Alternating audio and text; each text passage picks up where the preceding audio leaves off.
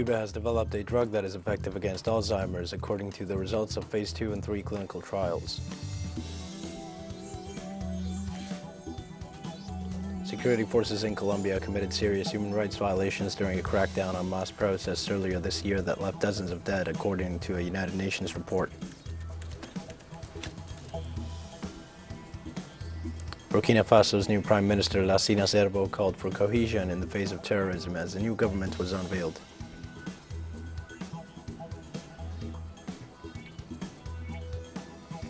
Hi, this is From the South. I am your news anchor, Diego Martin, from the TeleSUR studios in Havana. We begin with the news. Cuba has developed a drug that is effective against Alzheimer's, according to the results of Phase 2 and 3 clinical trials. Trials of Neuroepo, a drug for patients with Alzheimer's disease, the leading cause of disability among the elderly population in Cuba, showed a reduction in the progression of cognitive impairment in patients, confirming the benefits of the medication.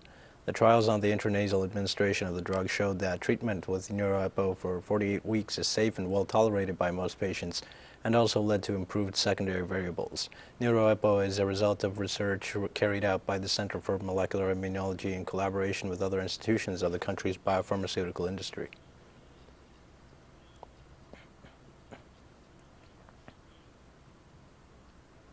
And also in Cuba, and as part of an official visit, Bolivian President Luis Arce toured the Center for Genetic Engineering and Biotechnology. Arce arrived at the leading scientific institution to witness efforts in producing innovative medicines, including the Abdala vaccine against COVID-19. The Bolivian president later held a meeting with the president of the National Assembly of People's Power, Esteban Lasso, at the National Capitol building to discuss important issues of bilateral cooperation. He was also welcomed by his Cuban counterpart, Miguel Díaz-Canel, to the Council of State, where officials talks were held between delegations of the two countries.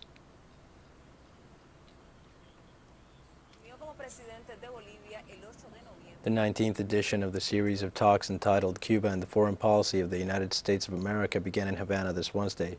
The conference, organized by the International Policy Research Center with the co-sponsorship of the Higher Institute of International Relations, runs until Friday under the theme United States-Cuba Obstacles and Opportunities for a Sustainable Relationship. This series of talks has become an annual space for academic exchanges in which Cuban, U.S., and Latin American researchers, professors, and specialists have examined and discussed the main characteristics of the United States foreign policy towards Cuba and the complex interaction between the two countries. This edition takes place amid deteriorating bilateral ties and a tightened blockade with a marked impact on the Cuban population.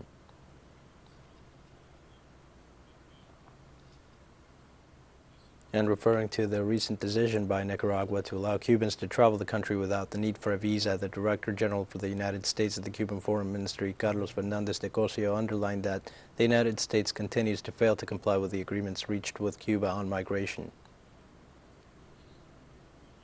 By Nicaragua that we respect, but in no way it is an action taken against the United States, against our migratory agreements. It's a decision taken by the government of Nicaragua, and it's the people of Cuba who would like to travel to Nicaragua would take advantage of it. The fact is that the United States, it's not complying with its commitments in the migratory agreements. And that reality is creating problems that are not beneficial for any of the two countries, because the lack of fulfillment of their commitments with the migratory agreements is leading to irregular migration, to disordered migration, and that is something that both governments long ago committed to put a limit to and to work against. Yet the lack of fulfillment by the U.S. of its migratory commitments is creating that situation. The recently concluded 20th Alba-TCP summit held in the Cuban capital ratified the commitment of its member states to a genuine Latin American and Caribbean integration, which will make it possible to confront together imperialist bids for domination and the growing threats to regional peace and stability.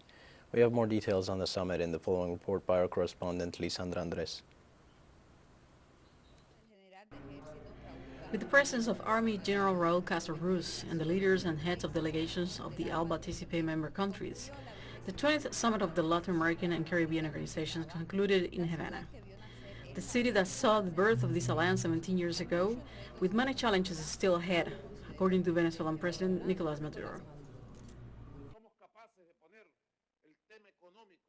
If we are able to put the economic, monetary, financial and productive issue at the center of our measures, I'm sure that in the new era that has opened up, we will also find Alba once again at the forefront of the revolutionary changes to which our people aspire. I believe so. I believe this will happen.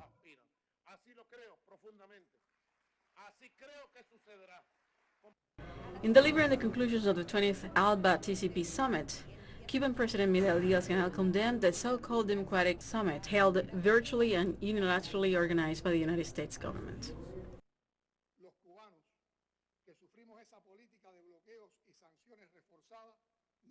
We Cubans, who suffer from this policy of blockade and tightened sanctions, ask ourselves, what moral grounds does the United States have and who gave it the authority to decide on a planetary level what democracy is?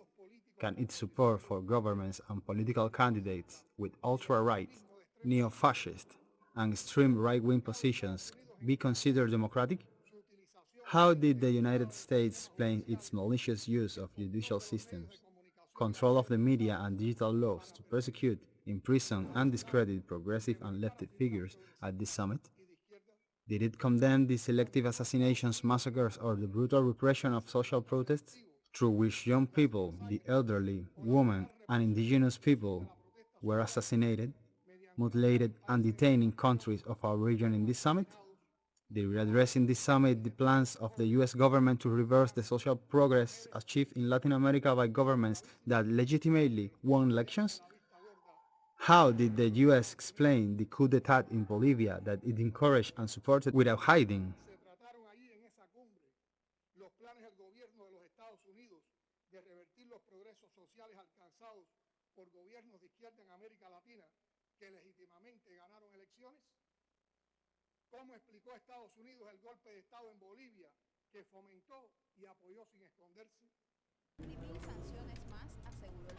The Cuban leader assured that not even 1,000 more sanctions would be able to break the Cuban, Nicaraguan, and Venezuelan peoples. Earlier in the day, during the summit debates, the 10th Alba-TCP member states agreed that unity is the only way to achieve progress in the region on economics and health issues. We need more than ever the solidarity, complementary and comprehensive support that only revolutionary and progressive governments can achieve through the unity of peoples and nations with a high social conscience.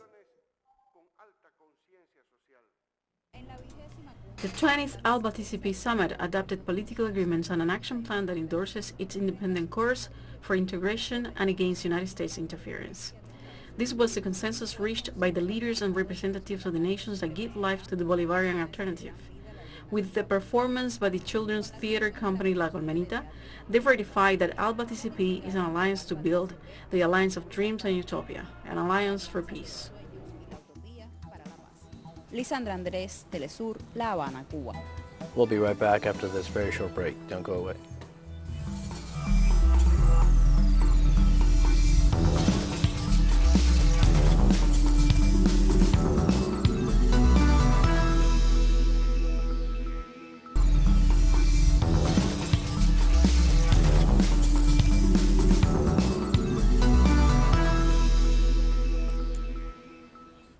Welcome back to From the South. Security forces in Colombia committed serious human rights violations during a crackdown at mass protests earlier this year that left dozens dead, the United Nations said in a new report published this Wednesday, while urging the government to reform how it policies protests.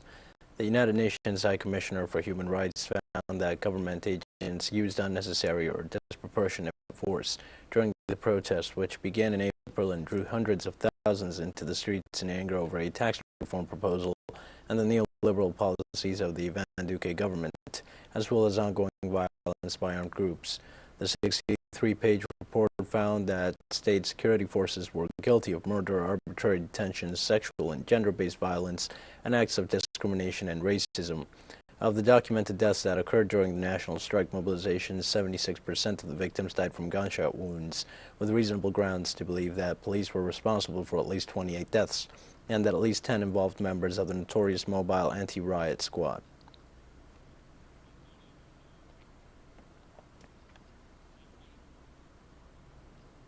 And the governments of Mexico and the United States set up a high-level security roundtable within the framework of the bicentennial understanding signed in October during the visit to Mexico by U.S. Secretary of State Antony Blinken. We have more details with our correspondent, Eduardo Martinez. A high-level meeting held between Mexico and U.S. officials marks the beginning of a new stage in security cooperation between the two countries. There are different types of cooperation. What we hope for is to have an alliance, and for that, trust is required and operating with mutual respect. Jointly, the governments led by Andrés Manuel López Obrador and Joe Biden seek to combat violence, cross-border crime, including human trafficking, money laundering, cybercrime, and illegal arms deals. It is the responsibility of both nations, but we recognize, as President Biden has said, that these weapons are coming from the United States. That is just one example of what is being done.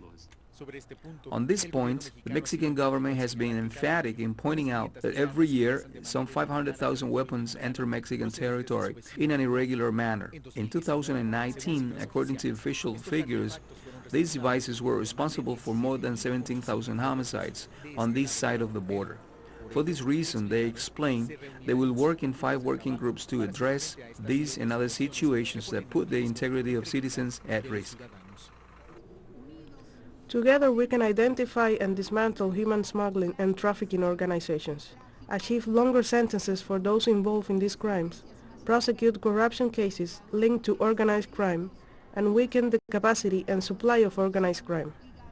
The results of the meeting will be the first obtained through the bicentennial understanding, which, among other conditions, marks the Mexican executive's request to maintain a relationship of equal and with full respect for sovereignty. Eduardo Martínez, TeleSUR, Ciudad de México.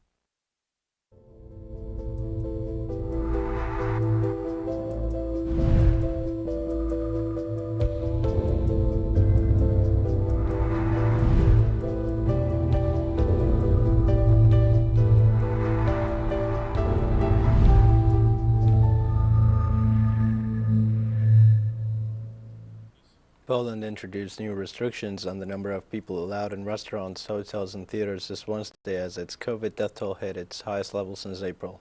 The new limits of 30% of maximum capacity do not apply for people who have been vaccinated, putting the responsibility for checking vaccination status on business owners. Legislation allowing employers to verify whether employees have been vaccinated or had a recent test showing they do not have COVID-19 is also making its way through Parliament. The Health Ministry on Wednesday reported 669 COVID deaths in the last 24 hours, the highest level since April, and noted that the majority were unvaccinated people. Vaccination hesitancy is still very high, with only around 54% of the population fully vaccinated, one of the lowest levels in the European Union.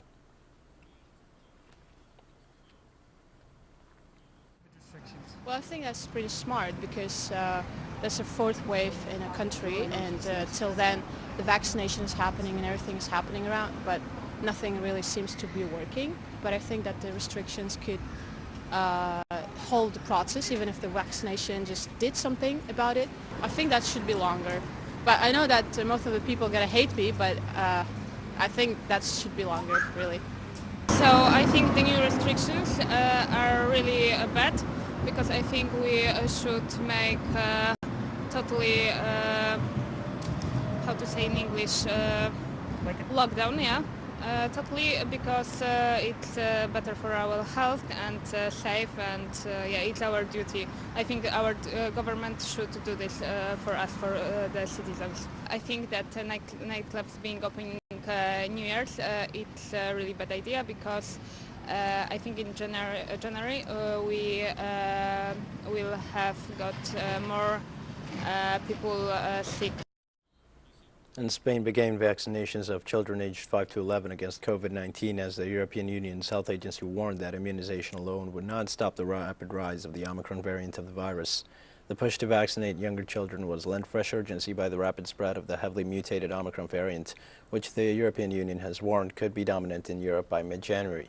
Spanish Prime Minister Pedro Sánchez said he hoped his country, which already has one of Europe's highest COVID-19 vaccination rates, would become an example for the world with its immunization campaign for 5 to 11-year-olds. The country has around 3.3 million children in that age group. I think this is so good because now the children are the focal point, because grown-ups are vaccinated. In other countries, even in Latin America, they are also vaccinating children, so I think we couldn't be behind in this vaccination issue. I was waiting so that they could be vaccinated. It seems to me that children have to enter in the process of immunization. I think it is very important, so as soon as I could, I have come to vaccinate her. There are parents with their doubts about where they have to make an appointment, or if they have been given an appointment for the second dose, what they have to give the child, or what can happen if they have a headache. Well, the logical thing. The side effects that the vaccine can have, and we're already explaining this to them, these are the same as for the adults. There's more stories coming up after this final short break. Stay with us.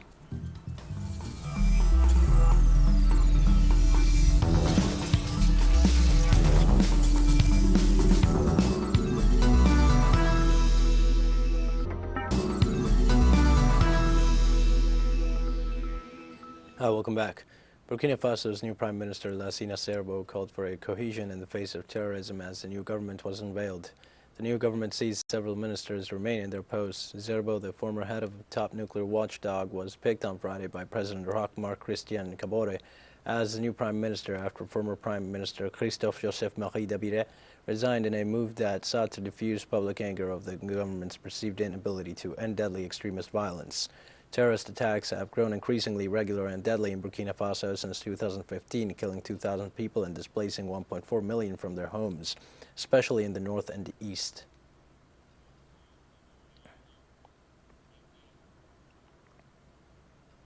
Congolese Rumba is now officially part of the intangible cultural heritage of humanity.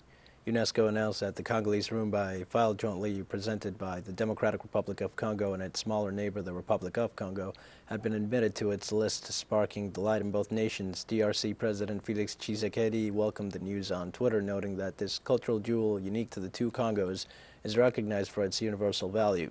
Specialists have located Rumba's origins in the ancient Central African Kingdom of Congo, where people practiced a dance called Nkumba. The word means navel, as performances involved a man and a woman dancing with their navel opposite the other's persons.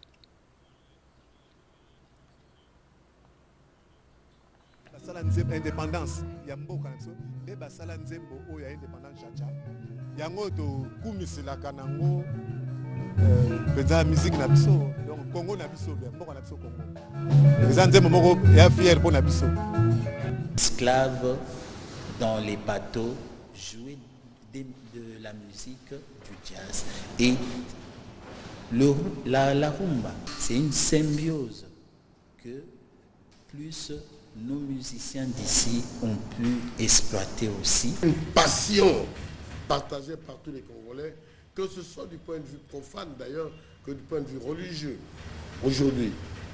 Et elle est devenue holistique, elle est devenue tentaculaire de tous les domaines de la vie nationale.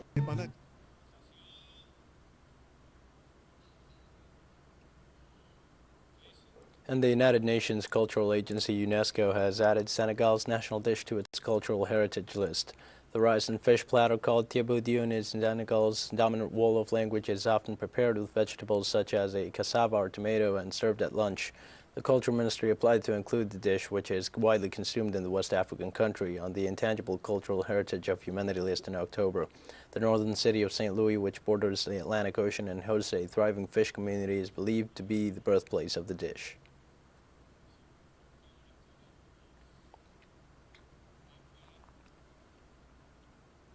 The terrorist war imposed on Syria for more than a decade has caused injuries of all kinds to thousands of soldiers who, though no longer able to undertake military work, have overcome the adversities to continue their lives in other fields of work. Our correspondent Hisham News brings us a story of two such soldiers. Ali, a colonel in the Syrian Arab army, was wounded 5 times in different parts of his body while on duty in the fight against terrorist gangs. The last wound changed the course of his life by mutilating one of his legs. With a will of steel, he managed to face the physical disability and return to fight in defense of his homeland, but this time in the agricultural field, one of the main pillars of the Syrian economy in the face of Western economic warfare. I can offer something because even when I can no longer fight on the battlefield, I can be useful farming, and so I continue with my life and work planting different crops with my family and friends, all united to produce again and get ahead in this sector of vital importance for the recovery of the homeland. Just as he achieved great things at the military, he now strives to serve his local people, both in farming and in the logistical work needed in the fields, such as widening roads, installing irrigation canals, and drilling wells, and I am honored to be part of his volunteer work team. In the meantime, a terrorist gun attack caused a severe chest injury to a soldier, Ahmad, a sniper in the Syrian Arab army. This is a man injured in the war who, with strong will, high morale, and the support of his friends, set up a cafeteria for passengers on the highway that connects the coastal provinces of Tartus and Latakia, where he also regains his artistic talent with wood engraving, something he aspires to get international recognition. Due to my injury, I cannot do any hard work, and in this situation my friends helped by offering this place to develop my artistic talent as a painter, and at the same time sell coffee to the passengers, but drawing is my main project. With patience and dedication I will be able to develop and expand it. I am proud of my friend who proved that with willpower nothing is impossible, because Ahmad made the most of his physical disability to develop his artistic talent, and I am sure he will get far.